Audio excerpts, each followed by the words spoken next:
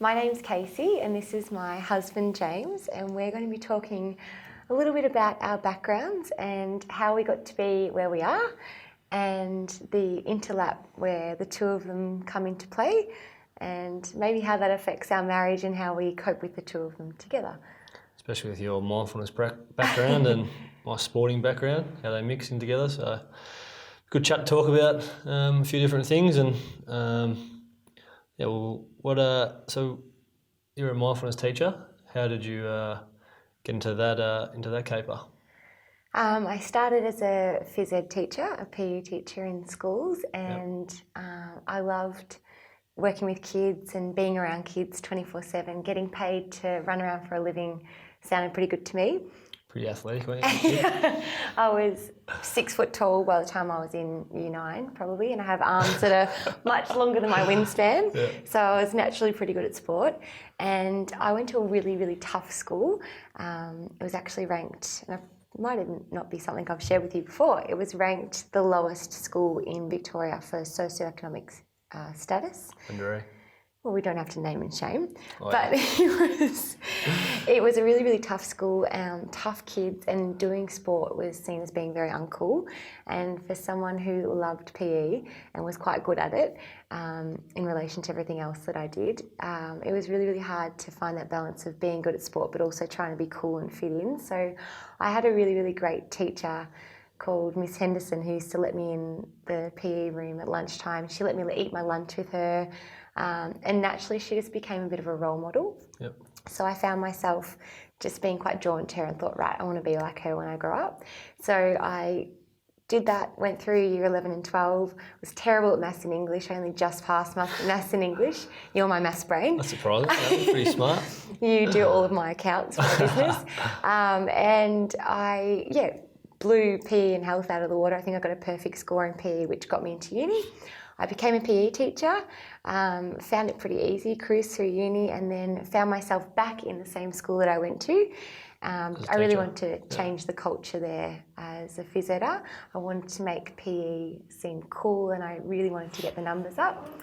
So I did that, I loved it, but 4 years into that teaching career, about the time that I met you, I was getting a long time ago. I was getting a lot of vocal cord issues and a lot of health issues. And long story short with that, found that a car accident that I'd had in my early 20s had affected my vocal cords and the strength in my neck. So I found myself losing my voice a lot. I ended up having a lot of time off work for a month or two. I got moved into the cooking department with a little microphone. We tried everything to keep me in the teaching system, but it just kind of failed me. So ironically, it's my voice that failed me, whereas now that's my tool for work. So I did a lot of vocal therapy, a bit of speech therapy, learned how to talk again. But I guess essentially at the age of 24, I found myself as somebody who was defined as being a loud, outgoing, vivacious kind of character. Instantly, overnight, I was really struggling with my vocal cords, and sport that made me so happy I couldn't do. Every time I participated in sport, I injured myself and ended up at the physio and was just having a lot of really strange symptoms. So I found myself in a really, really rough place, and you don't have to be diagnosed as having depression, anxiety or some kind of mental health issue to have a rough week, to have a tough couple of months. And we know that with your footy at times over our marriage and relationship. But at the age of 24, I was in that position, and I really needed someone to pull me out of that. And my physio, who I was doing the rehab with, suggested that I do some meditation. And I remember thinking, do I hum, do I sing, do I chant? Not really for me.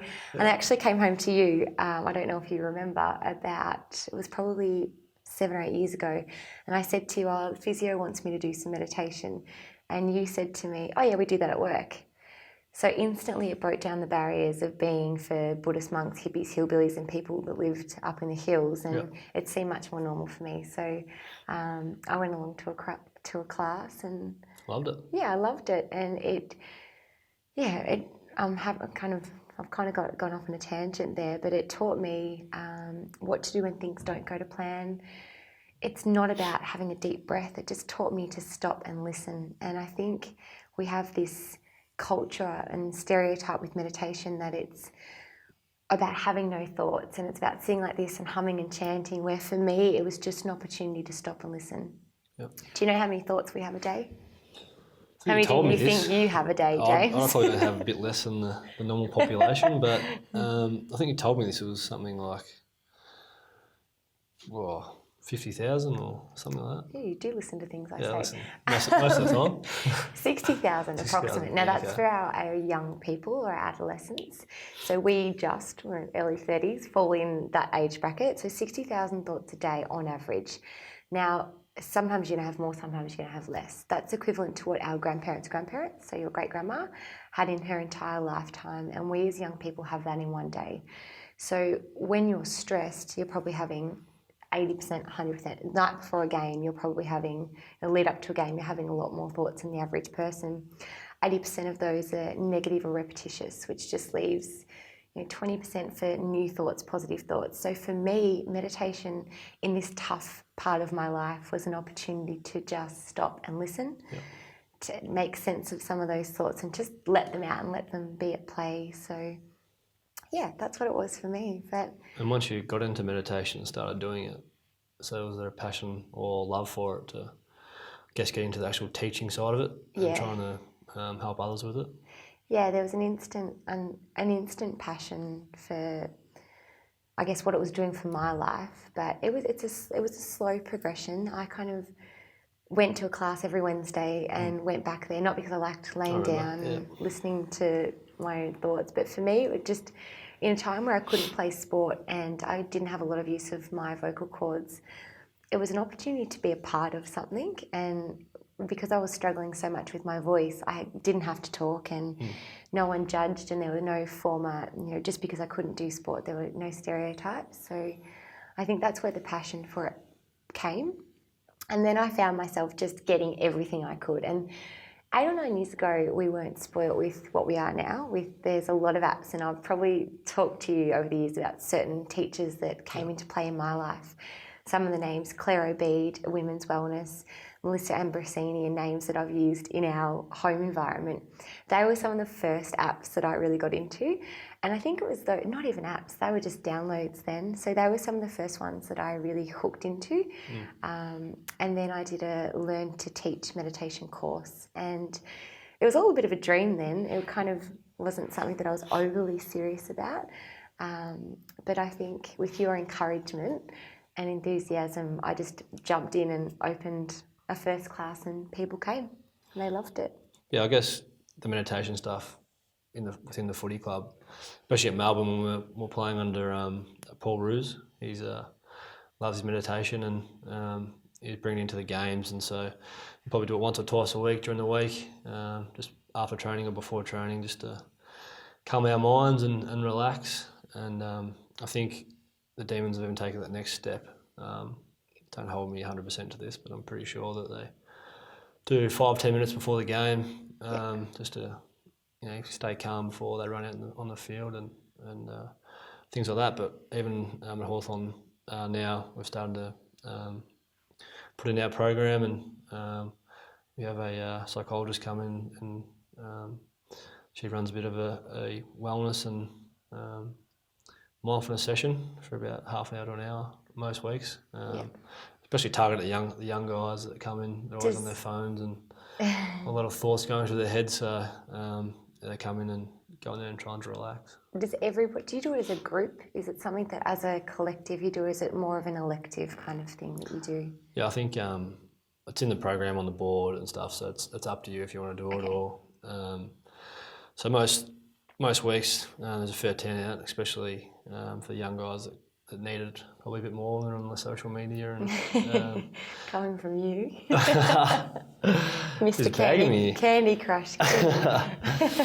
But there's a couple of things I wanted to touch on with what you said then was at the Demons. I know for a fact there's a slideshow I still use in schools at the moment, an article in the Herald Sun that breaking down the ideals that it's not just for relaxation. I think Tom McDonald, one of your former colleagues and backmen, mentioned that they do as a collective to not slow down their thoughts and to not relax, but more of a clear focus and to actually pump themselves up for a game and get themselves focused.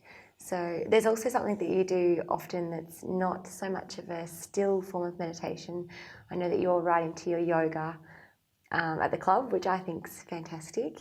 Is that something that you do as a collective as well? I think especially in the off-season and pre-season we do a lot of yoga. We go down to the Universal Practice Studios in Fitzroy there. That's where we are now. Yeah, not far from here. And we jump in there and usually do one a week. We have a guy at the club called Mark McGrath's DNS as well, so it's similar to yoga. It's about poses and different stretching techniques, which I guess you do go into a bit of a meditation Zen feeling when you're doing it with your eyes closed and just trying to concentrate on your breath and the movement that you're trying to complete. So I guess they definitely coincide with yoga and the meditation kind of things. Yeah, 100%. And I think also two things you said about is going back to Candy Crush on the phone and not to be in a joking sense. Yeah. I think with Candy Crush and things like Xbox that you enjoy, the first 5 years of our relationship I would kind of nag at you, and I still do, to turn it off. But through my studies with meditation and mindfulness, any activity where you relax your body and calm your mind is a form of meditation or a meditative exercise, so to speak. And I think sometimes watching you unwinding, you run around for a living, seeing you, even though there's things that I think you could be doing instead of Xbox, I do notice that when you've been present with the remote in your hand and listening to the sounds of whatever game you're playing, it is your relaxation after that is quite evident. And I think the same thing with Candy Crush, even though it's not ideal to be on a device, but we're so told, brainwashed to believe that it's a form of being still, sitting like this. And going back to yoga, I think you'll be the first one to say that for me now, meditation was my catalyst for where I've moved with my life in terms of relaxation and meditation. But now for me, my practice is movement meditation. So I practice a slow form of yoga every single day. If I don't, you're the first one to say, when I get in the door, even after this interview, I've just said, well, I hope I can get back before yoga, because if I don't, I'm not nice to be around, because that's my form of relaxation. 100%.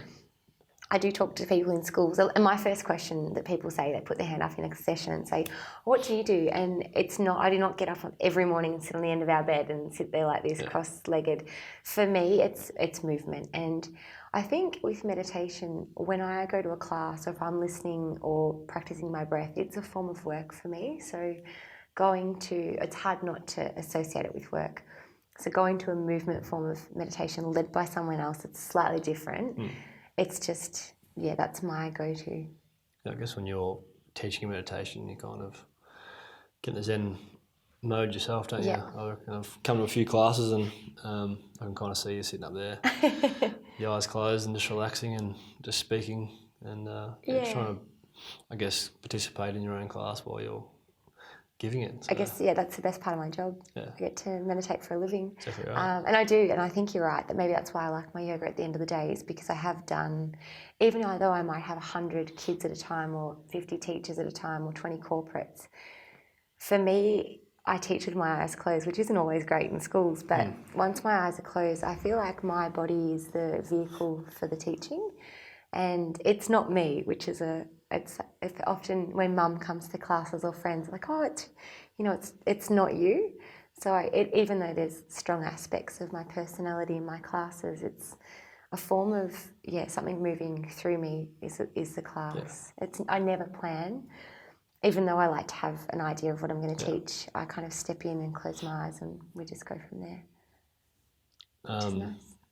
Good question. So how important is it for you to help kids with mindfulness, especially adolescents, I guess, going through high school, especially young girls? I think you've got a pretty strong passion for that. Talk us a bit of stuff about that. My teaching career, I think that when I was a phys ed teacher, with teaching hurdling and jumping and running and sport, which is wonderful, but our PE program could almost be, I'm probably in trouble for saying that, we could almost scrap our PE program and put in self-love in a structured sense of relaxation and get better mental health and better health results than what we are doing learning to do certain forms of phys ed. There's no doubt about walking. I think it can even be intertwined together, couldn't it? Absolutely, PA, mindfulness and health. And we're going through, lots of strong movement at the moment in that sector. But, just witnessing in the classroom how much our young women need structured self-love in their life. And, I'm the first one to put up my hands, and I'd like to think that I'm extremely confident in my own skin now. And but even in my early 20s, that capacity of self-doubt and comparison. Even comparison is a thief of joy. Just teaching young women that what you have on the inside is enough. And my form of classes and style of teaching is a really structured self-love journey, and just showing them that everything they need is just there, and just getting young women to notice their heartbeat and to have their hands on their heart. It's that form of connection. We spend so much time in the extrinsic world, so it's really important to, and the way that I describe meditation is balancing our inner world of thought and feeling with the sometimes crazy external world around us, and just balancing the two. So a lot of people don't even realise that there's those two elements at play, so it's just nice to bring our awareness to that as well. You asked me something else then. For the kids? Yeah, I think also statistics at the moment, 1 in 4 young people have some form of a mental health issue, and just 65% of those don't seek help. 65% don't seek help. And I've taken those statistics from Hugh van Cuylenberg from the Resilience Project, who I work with in a small capacity, but he's done quite extensive studies on this. And 1 in 4, that's, crazy, if you think about our classrooms, that's 8 of your friends in a classroom, and that's just not good enough. And that's where I think when I go into schools, if I can reach 2 kids out of a class of 20 or three kids and just get them to just listen, or 1 young person in the room actually realise, I actually can have a better day today. That's, I'll do it for free. I often do. Do you think teaching mindfulness earlier in life helps you down the track? Yeah, definitely. I think just teaching gratitude, it's an overused word in our modern world at the moment, but it's so important. Teaching young people how to breathe properly. We spend so much time breathing incorrectly, putting pressure and tension in our lungs, which causes that feelings of stress. Teaching them to breathe properly, teaching them to be grateful. And again, I mentioned Hugh because I think the work that he does, we both know him quite well, is so powerful in the sense of gratitude and resilience in kids. And something that I think we should touch on, which we do every day of our life, is our 3 things every evening when we get to bed. This is something that I did in a Catholic school recently, which I said, I was in a Catholic primary school, we were married, grade 6s, and I said, now my husband and I, every evening we go home, we get into bed and we say 3 things we're grateful for, and the nun pulled me aside at the end and said, look, I kind of can't say that. We weren't married, that's right. So I actually can say it here to anybody in any forum, but do you want to explain it? I guess we jump into bed, and whenever it is, if it's late or early or whatever, we usually have a chat for 5 minutes and just speak about the 3 things. So one's what went well for you during the day, who are you grateful for, and what are you looking forward to tomorrow. Yeah. I guess the impact it has is just trying to think positive, and hopefully you wake up in the morning feeling a bit happier and a bit cheerier. I think it's worked well for us. I think it's 100% think it's one of the most powerful things that we have in our relationship and our marriage in terms of I don't know, it's so powerful, and it's something that I was a bit of an insomniac for many years, and you're more aware of that than anybody. Typical type A personality. I'd get into bed, James you would go straight out, and I would lay there every evening awake. And when we first started seeing each other, I was commuting for 2 hours, and I would often come down to see you for the weekend, stay awake overnight, drive home, teach all day, and sleep for me was just kind of one of those sleep when you're dead.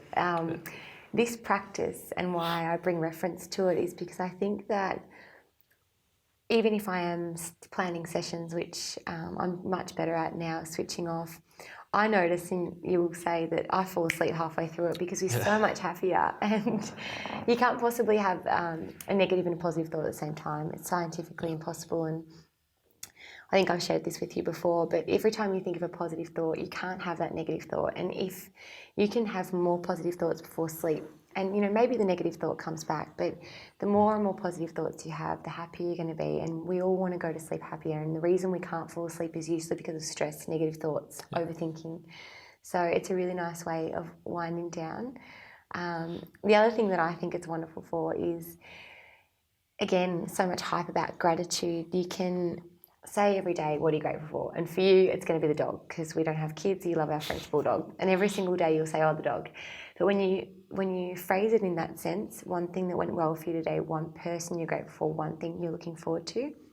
We've been doing this for 3-4 years. Wow. It changes every single day. Yeah. And as a couple, it's a really nice way to. You'll often say things, and I think, you'll share something that went well for you today. You might say, I did yoga at the club, or something that we haven't discussed over dinner, and it's another nice way to bring up, happy thoughts, and you learn things about each other as well. And I think it's the best thing that we do. What about in a footy sense with kids, and I guess being out in the community? You do a lot of school clinics with your role in footy. How do you think that impacts kids in a positive sense?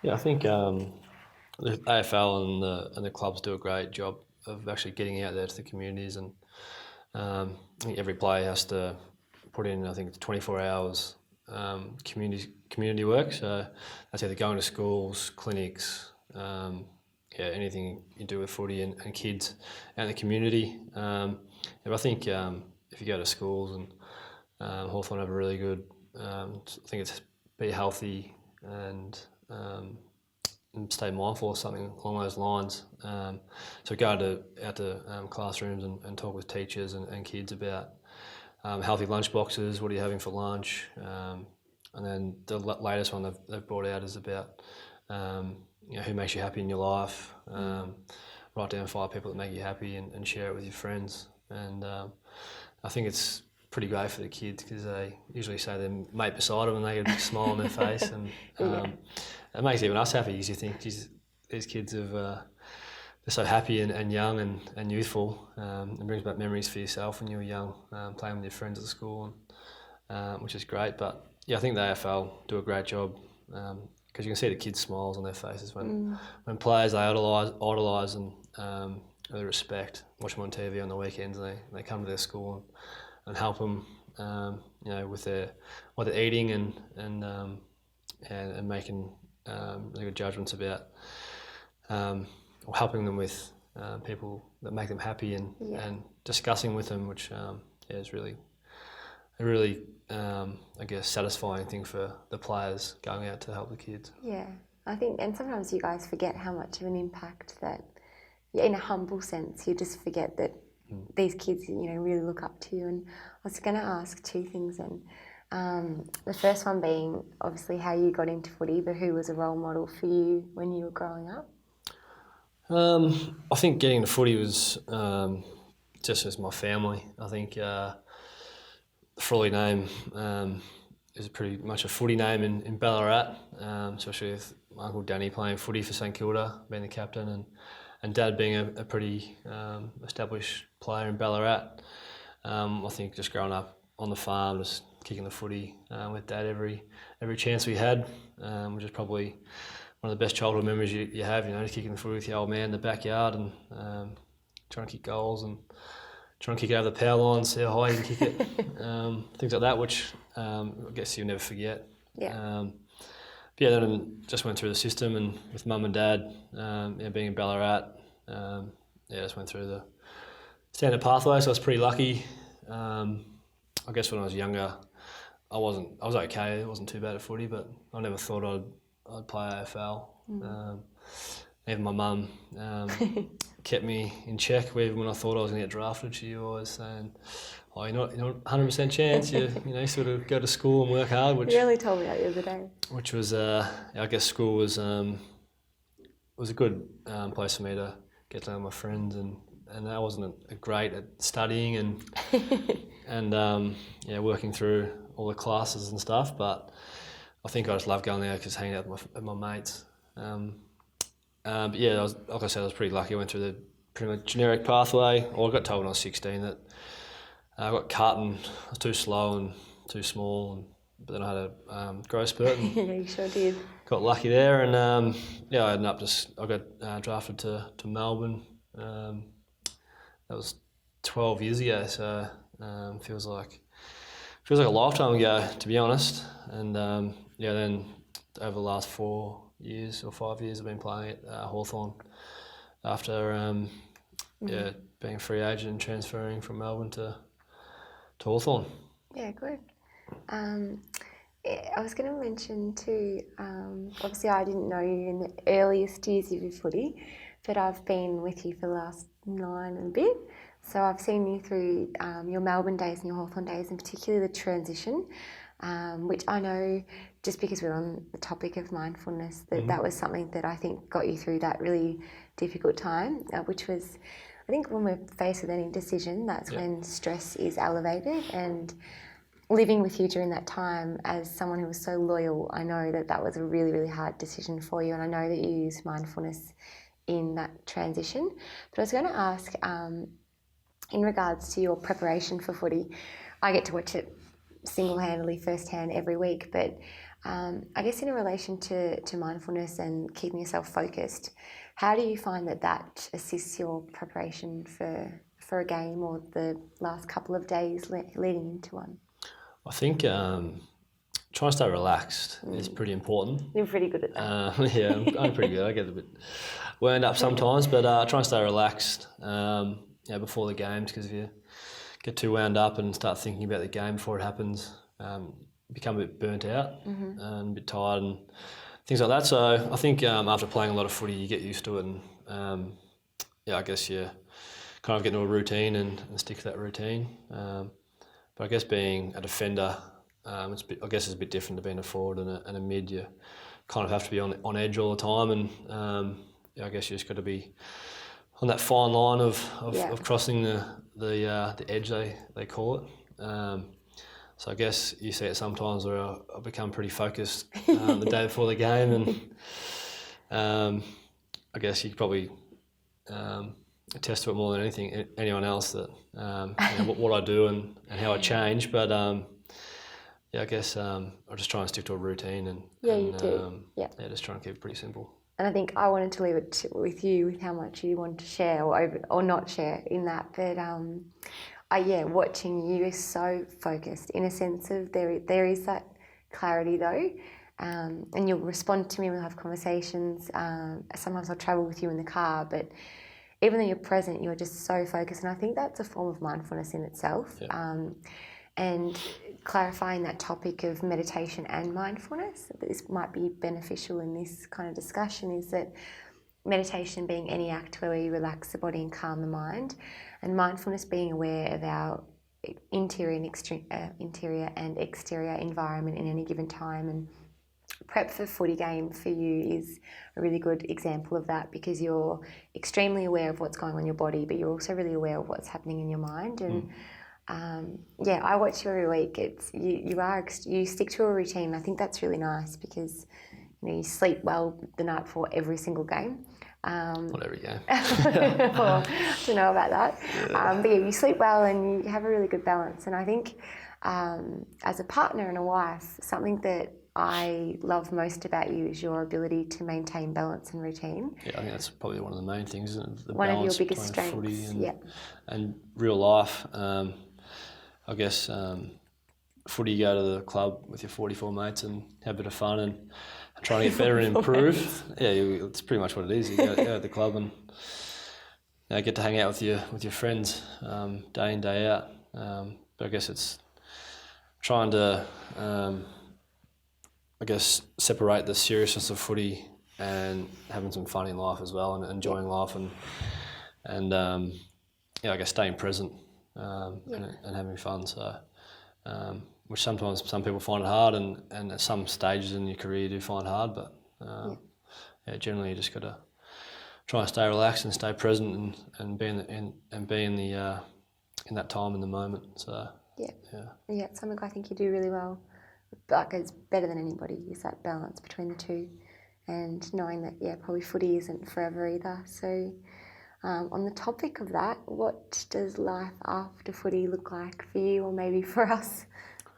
Yes, well, I've been doing over my time as a footballer, I started doing uni, and that didn't last too long. I think it did 8 subjects or thereabouts of exercise science, but I found it hard with the full-on schedule of AFL to get into classes, and you have to go to exams, and you've been to 5 or 6 classes or even maybe 10 classes you've missed, so you go into an exam or a tute, you got no idea what the guy's talking about at the front. You're like, okay, well, in your is this really defence, going to work? You used to have more of a roving day off. It's probably easier now. I feel like we're not old, but in the modern game now, you have more opportunity to study than what you would have 12 years ago. Yeah, 100%. So this is... I guess just clarifying that for the listener. I guess as you get older and the system of AFL is actually evolving and it's adapting to everyone else's life. We have a set day off every week now, so it's Wednesday's day off. So the boys set aside to study. They have uni, so they all year we have the same day off, so you can set out your schedule and structure. That's really beneficial. Your uni life or whatever else you do outside of footy. What does your Wednesday usually entail? A bit of golf, which is still a work in progress. But I do little things outside of footy with a few developments and property development, which is hopefully an angle maybe when I finish footy I can go down that path. And I'm doing a bit of coaching. I've been doing some coaching at Scotch College over the few years, and started with a TAC Cup side recently. So, and that's in a volunteer sense, isn't it? Yeah, that's a passion of mine, teaching young kids, teenagers, and just trying to get them better at footy and developing off the field with any issues that they have in general life. So so I've still got a few open options when I finish footy, so we'll see what happens. It might be something we can integrate. Exactly right. I think it would be an interesting. It could work well. Hopefully. Sort of young development intertwined with a bit of mindfulness, maybe. Exactly right. So what's next with your business venture? Anything in the pipeworks or anything else coming up? No big secrets that I'm keeping from you, but essentially the rest of the year looks like schools, majority schools, 80% schools, 20% corporate. I've got a project that I can't quite release just yet that I'm working with in partnership with another business to relay a program right through schools from the top down. So the real notion behind it is that we can't educate and care for others, staff, if we can't do so for ourselves. So something I'm really passionate about is teaching our staff to, do something for them. I do meditation programs for them. That's for them to fill themselves up, to learn a few things, and then walk the talk in the classroom. So something that I'm working on is a program where I educate the staff first, and then they take it into the classroom in a mentoring session. So that's really where my rest of the year will see me, along with a couple of studio sessions. But I guess big picture, there's, I don't do it for fame and fortune as much as you want me to keep going out there and mindfulizing the world. I just love working in a studio session, studio classes, and being with kids in schools. And I think there's a huge platform for me to have an app or some live meditations that anyone can tune into. But there's nothing more special than that one-to-one connection with kids in schools and studio sense. So thanks for having a chat, I guess, and hopefully the listeners learn some good things about mindfulness and meditation, and hopefully they can take a bit from it. And maybe a nice way to finish would be one thing that went well for you today. Having this chat with you. One person you're grateful for in your life. That's your turn. We'll just do one each. Okay. One thing that went well for me today. Yeah. What went well for you today? Taking the dog for a walk and getting a nice coffee this morning, and just seeing how excited he is when you put his collar on to go for a walk. That's great. Yeah. Well, thank you. Thank you.